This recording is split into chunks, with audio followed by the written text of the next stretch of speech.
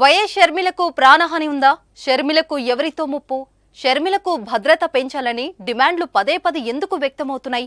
AP రాజకీయాల్లో షర్మిల అడుగుపెట్టి సంచలనాలకు తెరలేపారు.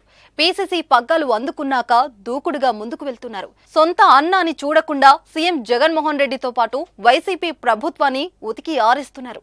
రాష్ట్ర వ్యాప్తంగా పర్యటిస్తూ వైసీపీ ఎమ్మెల్యేలు, మంత్రులను టార్గెట్ చేస్తున్నారు. ప్రభుత్వ లోపాలను ఎత్తి చూపుతున్నారు. దీంతో షర్మిల వర్సెస్ జగన్ అన్నట్లుగా రాజకీయం వేడెక్కింది. గజం కేవలం 500 రూపాయలతో 1210 గజాల భూమి కేవలం 6 లక్షలు మాత్రమే. మరోవైపు మోదీ సర్కార్ పైన కూడా షర్మిల విమర్శలు గుప్పిస్తున్నారు. ఏపీకి ప్రత్యేక హోదా, ఇతర అంశాలపై నిలదీస్తున్నారు. టీడీపీ, జనసేనలను సైతం వదలడం లేదు. ఈ క్రమంలో ఆమె భద్రతపై కాంగ్రెస్ ఆందోళన వ్యక్తం చేస్తుంది. షర్మిలకు మరింత భద్రత పెంచాలని డిమాండ్లు వ్యక్తమవుతున్నాయి.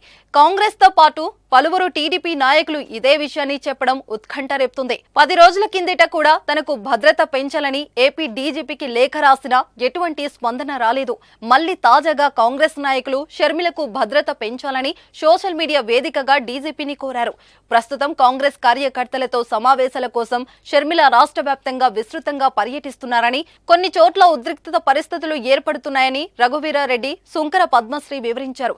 ఇలాంటి పరిస్థితిలో తక్కువ భద్రతతో షర్మిల పర్యటనలు చేయడం ఏమంత క్షేమకరం కాదని, ఆమెకు 4+4 సెక్యూరిటీతో పాటు ఎస్కార్ట్ వాహనం కూడా ఏర్పాటు చేయాలని డీజీపీకి విజ్ఞప్తి చేశారు.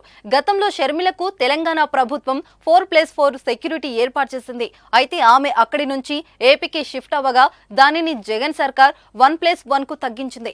దాంతో షర్మిలకు భద్రత పెంచాలని కోరుతున్నారు. వైఎస్ జగన్ సోదరి అయిన షర్మిల తన భద్రత విషయంలో ఆందోళన వ్యక్తం చేయడం చర్చనీయాంశమైంది.